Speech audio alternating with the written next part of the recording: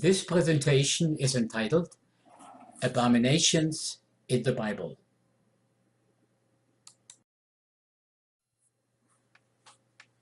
The question is, how should believers deal with abominations that are listed in the Bible?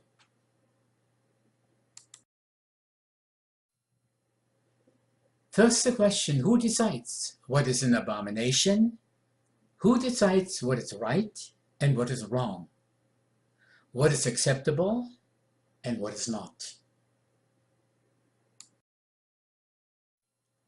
Is there such a thing as right and wrong? Is there a set standard?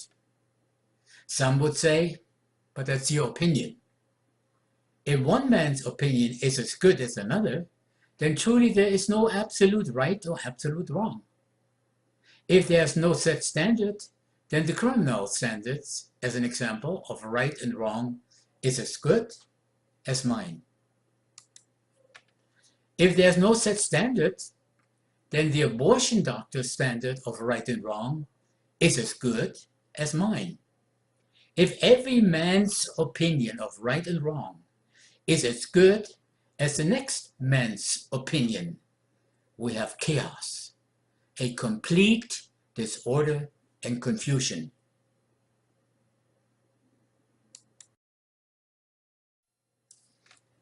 Just for clarification, before I continue, and I do that in all my presentations, so there's no confusion.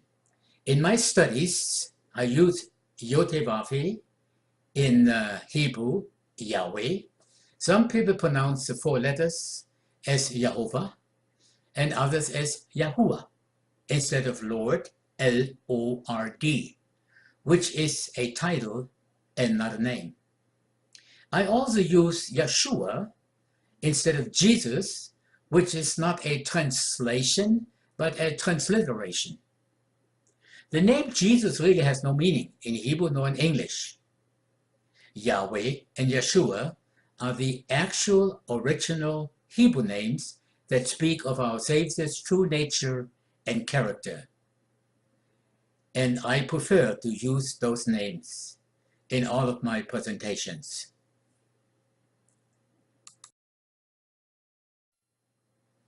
According to the book of Judges 17:6 and 21:25, Israel's main problem at that time was that every man did that which was right in his own eyes. That was a time when there was no judge or king over them. What was right in everyone's eyes, however, was evil to Yahweh. He continually had them oppressed by other nations because of that chaos. If we were able to ask the Israelites in Jeremiah's day about their lifestyle, obviously, from the context of the passage, they saw nothing wrong with their actions. But Yahweh Elohim called their actions abominations. Since the fall of Adam and Eve, man has been calling evil good and good evil. The Bible states that the imaginations of man's heart are evil from their youth. Genesis 8:21. In another place it states, there is a way which seemeth right unto a man, but the end thereof are the ways of death. Proverbs 14:12. And the heart is deceitful above all things and desperately wicked. Who can know it? That's Jeremiah 17:9.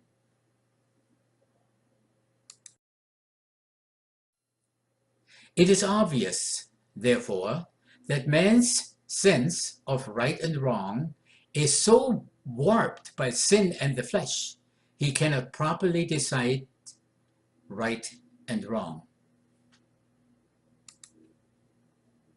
Man needs a standard. The good news is that Yahweh, our Creator, has given us a standard, namely His Word.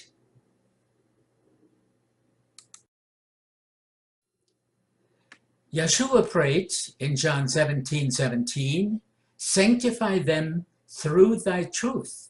Thy word is truth.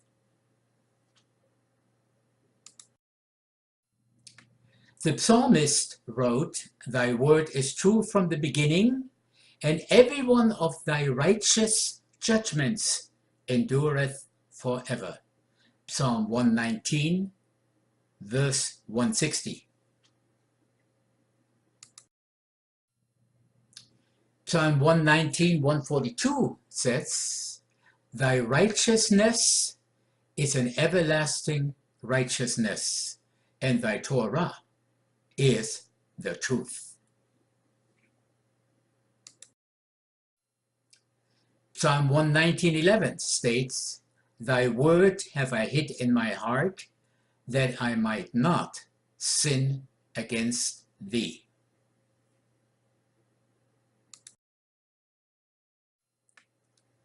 When you search the scripture, you would find the word abomination about 150 times in the English Bible, translated from different Hebrew words.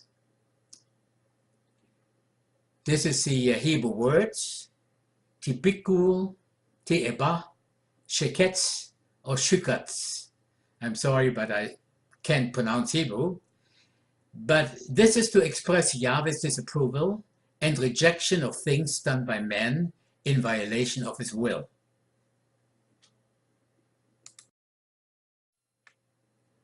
An abomination is worshipping idols. See Jeremiah 32, 32-35. Perverse sexuality. Leviticus 18:19. Sins in general. Proverbs 6, 16-17. Transgressing his covenant. Deuteronomy 17:2. Eating unclean foods. Isaiah 66:17, etc. I would like to emphasize at this point that we better make sure that we are not involved with a practice which our Creator considers so vile, repugnant, despicable, dishonorable, gross, defiling, depraved, obnoxious, offensive, base, repulsive, evil, contemptible, shameful, idolatrous, and downright disgusting, that he calls it an abomination.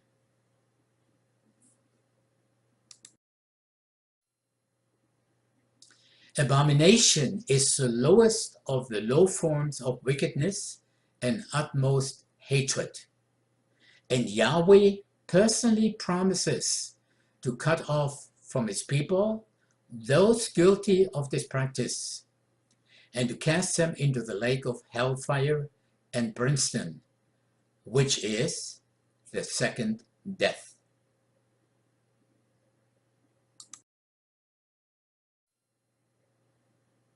The following analysis of the various Hebrew terms is taken from this website, en.wikipedia.org.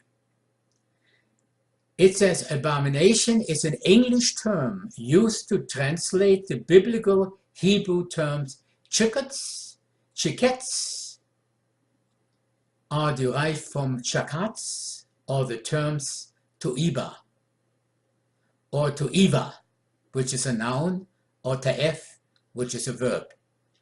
An abomination in English is that which is exceptionally loathsome, hateful, sinful, wicked, or vile.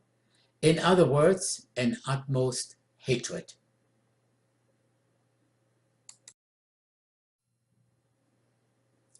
The Hebrew word chikatz is used in the following ways. In Daniel's prophecies for Daniel 11:31, chikatz is generally interpreted as referring to the fearful calamities that were to fall on the Jews in the time of Antiochus IV, Epiphanes saying, and they shall place the abomination that maketh desolate. Jeremy and most of the Christian fathers suppose that the reference is to Antiochus as a type of Antichrist, and that the description passes from the type to the antitype. Idolatry is presented as a chief sin in the Bible, and chickens is often used to describe such.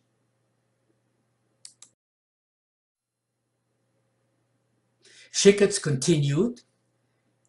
In his campaign of Hellenization, Antiochus caused an altar to be erected on the altar for burnt offerings of the second temple, on which pig sacrifices were offered to Zeus, Olympios. See 1 Maccabees chapter 154. Following the wording of Daniel 9:27, this may have been the abomination of desolation of Jerusalem. Number 3, sinful sacrifices, Isaiah 66:3. Number 4, idolatry, Deuteronomy 29:17 and Ezekiel 20:7-8, 1 Kings 11:5-7 and Jeremiah 13:27, and number 5, witchcraft, 2 Kings 23 verse 24. The word sheketz is used with eating. Number 1, seafood that lacks fins and scales. We read that in Leviticus 11:10-12. Number 2, all insects except for locusts, crickets, and grasshoppers. Leviticus 11:20-23 and Leviticus 11:41. Number 3, eagles, ossifrage, vultures, and the osprey. Leviticus 11:13. Other biblical unclean animals or touching certain things. Leviticus 7:21.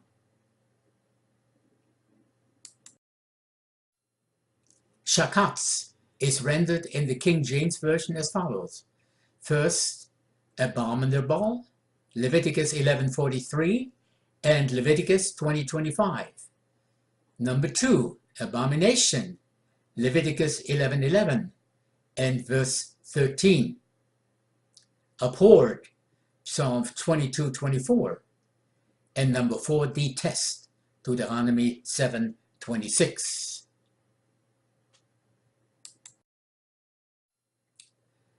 Toiba is used in the following ways. Every shepherd was an abomination unto the Egyptians. See Genesis 46:34. Number 2, Pharaoh was so moved by the fourth plague that while he refused the demand of Moses, he offered a compromise, granting to the Israelites permission to hold their festival and offer their sacrifices in Egypt. This permission could not be accepted because Moses said that they would have to sacrifice the abomination of the Egyptians. You can read that in Exodus 8:26. The cow or ox, which all the Egyptians held as sacred and so regarded as sacrilegious to kill. Toiba continued. Number 3, 7 things which are all the abominations: haughty eyes, a lying tongue, hands that shed innocent blood, a heart that devises wicked schemes, feet that are swift in running to mischief, a false witness who utters lies, and one who spreads strife among brothers.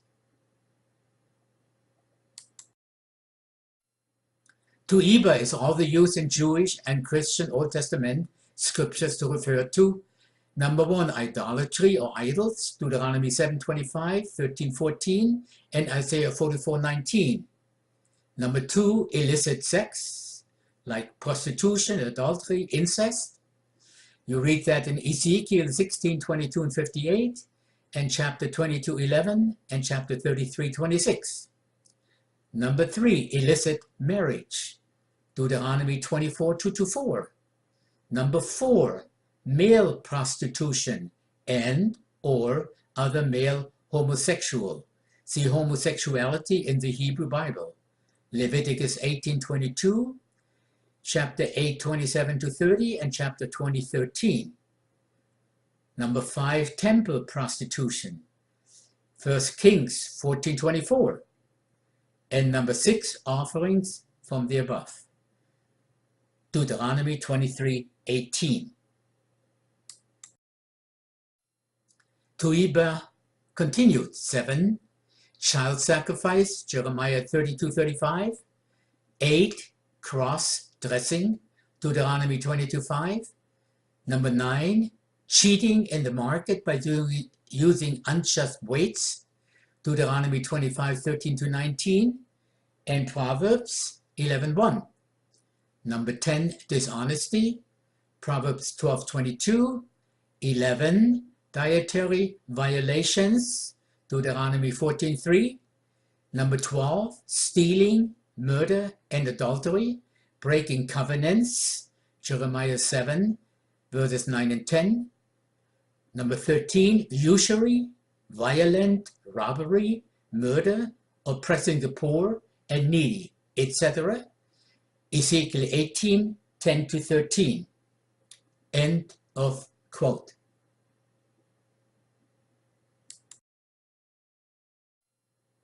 As we can see, among the objects described in the Old Testament as abominations are heathen gods such as Ashtaroth, Astarte, Chemosh, Milcom, the abominations of the Sidonians, Phoenicians, Moabites, and Ammonites, respectively. See 2 Kings 23:13, and everything connected with the worship of such gods. Some people may say that this was then, but what about today? Are there practices today that are called abominations? Celebration of birthdays, even including that of the Messiah, was rejected as a pagan tradition by most Christians during the first 300 years of Christianity. There was, and still is, no scriptural support to be found for celebration of Christmas. No commandment that Yeshua's birthday be observed, and no exact date of birth had been given that should be used for his birthday celebration. Doing some research, however, we know that Yeshua was born during the Feast of Tabernacles, which is in the fall.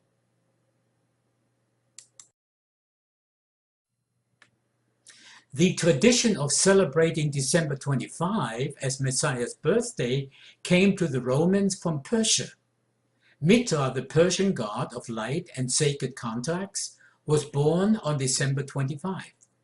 Rome was famous for its flirtations with strange gods and cults, and in the 3rd century, the unchristian emperor Aurelian established the festival of Dies, Invicti Solis, the day of the invincible sun, on December 25. Check it out for yourself. Do some research. Don't believe me. Prove everything.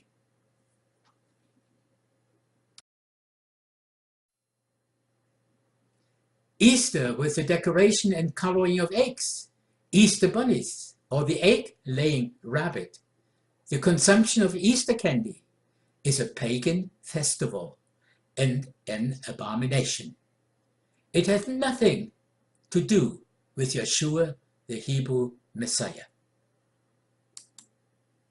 This feast is honoring Semiramis, the bare-breasted spring goddess Ashtaroth, the wife of Tammuz.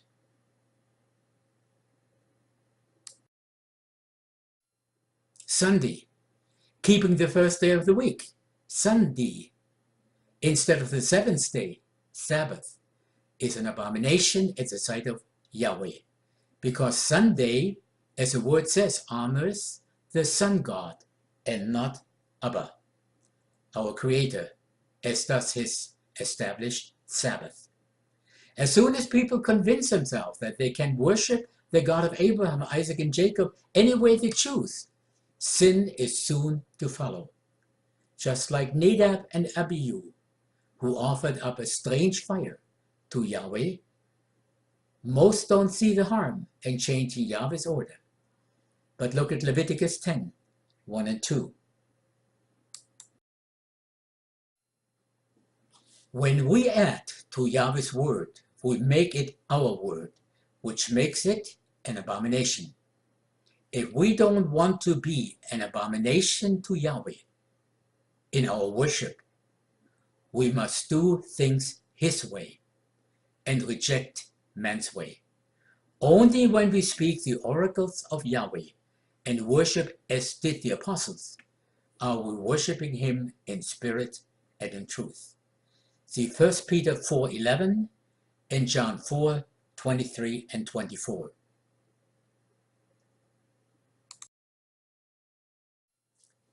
It is to be noted that not only the heathen idol itself, but anything offered to or associated with the idol, all the paraphernalia of the forbidden cult was called an abomination, for it is an abomination to Yahweh thy Elohim. Deuteronomy 7:25 and 26. Then it even stated the following: neither shalt thou bring an abomination into thy house, and thus become a thing set apart, like unto it. Thou shalt utterly detest it, and utterly abhor it, for it is a thing set apart. Everything akin to magic or divination is likewise an abomination to Abba, as are sexual transgressions. See Deuteronomy 22:5, 23:18, and 24:4. Especially incest and other unnatural offenses. For all these abominations have the men of the land done that were before you. See Leviticus 18:27, compare Ezekiel 8:15. It is to be noted, however, that the word takes on, in the latter usage, a higher ethical and spiritual meaning, as were divers measures, a great and a small, are forbidden. Deuteronomy 25:14-16.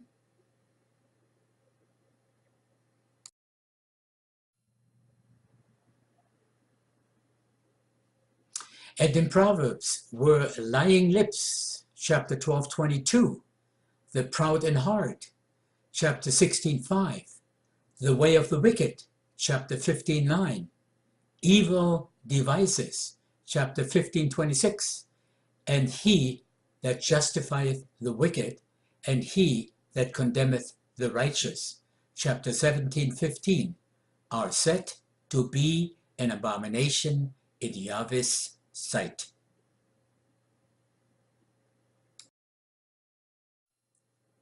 Although the Roman Catholic Mass and other masses which originate from this Mass are the satanic counterfeit to Yahweh's Passover. Yahweh has commanded us to observe his annual feasts, not the pagan counterfeits. Satan would like to have two images of Messiah before us constantly: the infant baby being looked after by his mother, and the dead Messiah on the cross, as this shows Satan's temporary victory.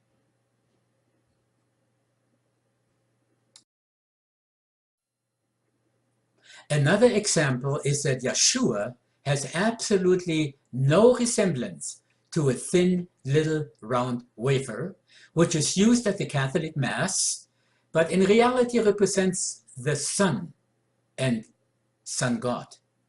This is very opposite of the Passover bread, which was unleavened bread and was broken and shared. Yeshua's broken body is not represented by a thin wafer, but by unleavened bread. The truth is that this wafer worship practice was taken from the Babylonian mystery religion of sun worship, the worship of Baal or Baal.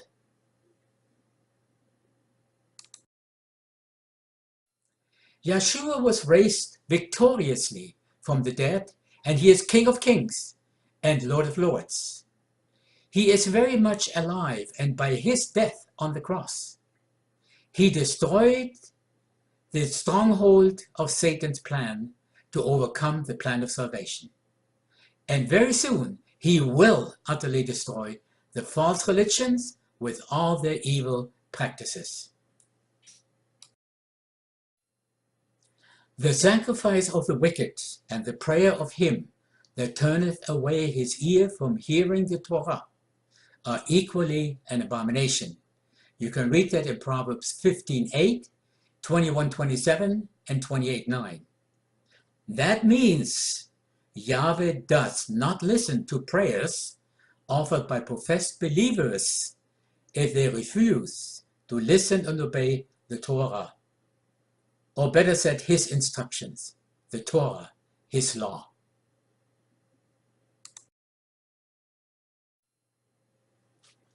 Another thing is that Christians who claim to follow the Bible should be in an uproar over eating bacon, catfish, and shellfish. What about our desiring the carved images of gold and silver in the world around us? Deuteronomy 7:25. Should the Academy Awards be declared as an abomination? Is it possible that the coveted sports trophy on the mantelpiece in the homes is an abomination to Yahweh as well? Just a question.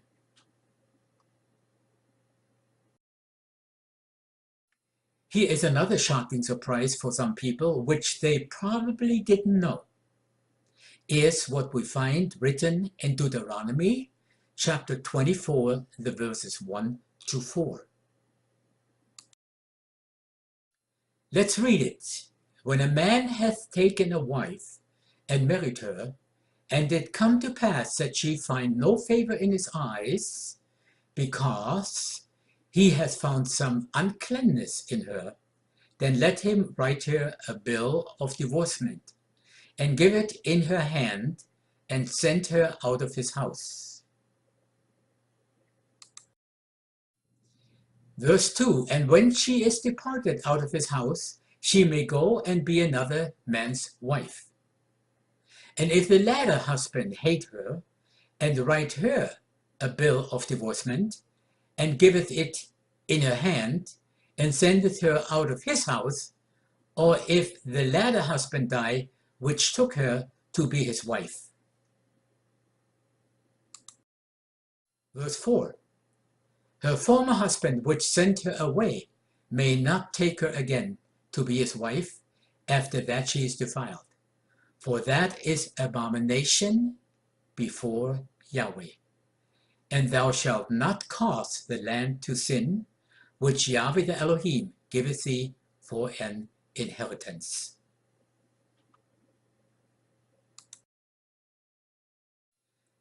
So taking back an ex-wife after she has been defiled, according to the Bible, according to what we just were reading, is an abomination to Yahweh. Does it matter whether something is an abomination or not?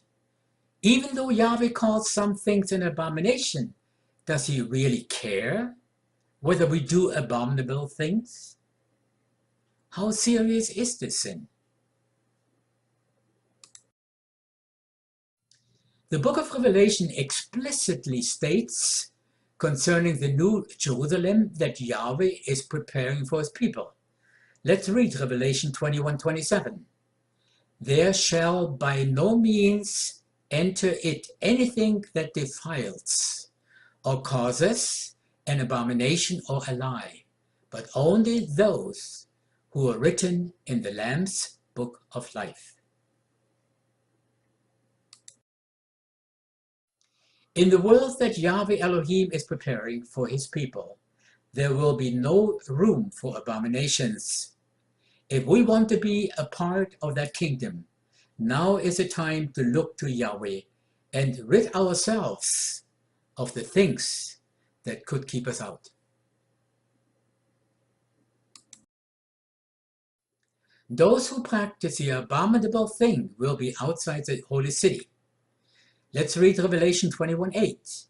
But the fearful and unbelieving and the abominable and murderers and whoremongers and sorcerers and idolaters and all liars shall have their part in the lake which burneth with fire and brimstone, which is the second death.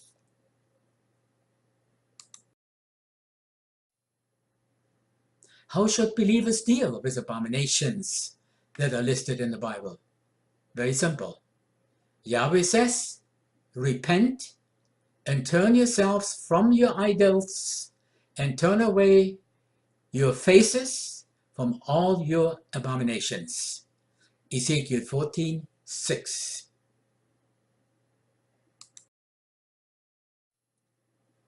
Yahweh bless thee and keep thee. Yahweh make his face shine upon thee and be gracious unto thee. Yahweh lift up his countenance upon thee and give thee peace. In the name of Yeshua the Messiah, the Prince of Peace. Shalom.